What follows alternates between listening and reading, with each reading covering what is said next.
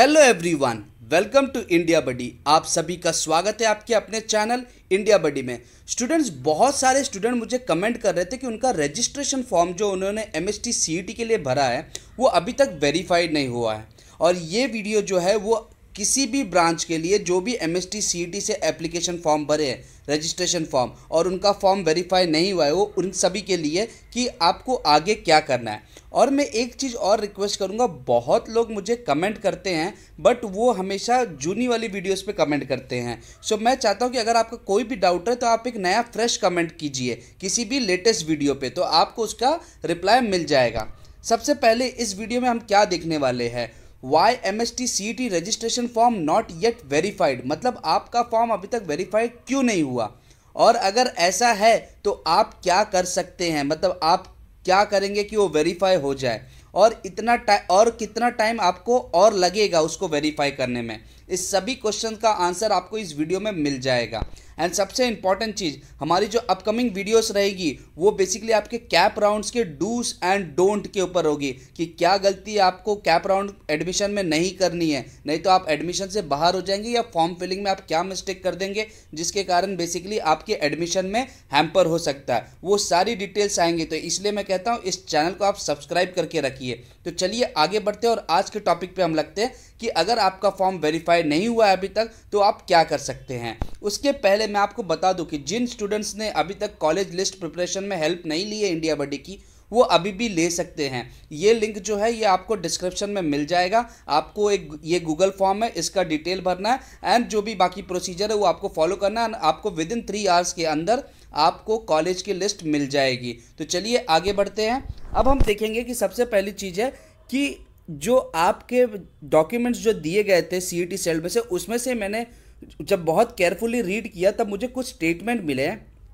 पहली चीज़ कि जो लोगों का फॉर्म वेरीफाई हो गया है एंड उनसे कुछ मिस्टेक हो गई है और वो अब चाहते हैं कि कोई मिस्टेक ना हो आगे, तो वो बेसिकली इन चीज़ों को कर सकते हैं। मतलब आप फिर से ग्रीवेंसेस रेज कर सकते हैं एंड अपने फॉर्म को फिर से आप वेरिफिकेशन में डाल सकते हैं। इवन दो आपका वेरिफिकेशन हो गया रहे तभी भी आप डाल सकते हैं। अब हम बात करेंगे कि ऐसा क्या हो रहा है कि सीईटी सेल जो है वो इतना टाइम लगा रहा है वेरिफिकेशन के लिए। कुछ लोगों का तो 2 घंटे में वेरीफाई हो जा रहा है, कुछ लोगों का 1 दिन में हो रहा है, और कुछ लोगों का 3-3 दिन हो गया वो अभी तक वेरीफाई नहीं हुआ।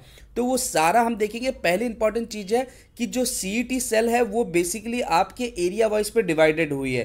तो कहीं कहीं पे ऐसा हो रहा है कि किसी एक पर्टिकुलर एरिया में बहुत कम रजिस्ट्रेशन फॉर्म आ रहे हैं, तो वो बेसिकली बहुत इजीली और फटाफट उसको वो वेरीफाई कर पा रहे हैं। लेकिन कुछ जगहों पे कैसा है कि वहाँ पे बहुत ज़्यादा स्टूडेंट्स हैं और इसलिए उनके फॉर्म बहुत ज़्यादा हो गए। तो अगर आप देखेंगे आपका भी अगर वेरीफाई नहीं हुआ तो आपके फ्रेंड का भी वेरीफाई नहीं हुआ होगा, क्योंकि आप सब एक ही लोकेलिटी में आते हैं।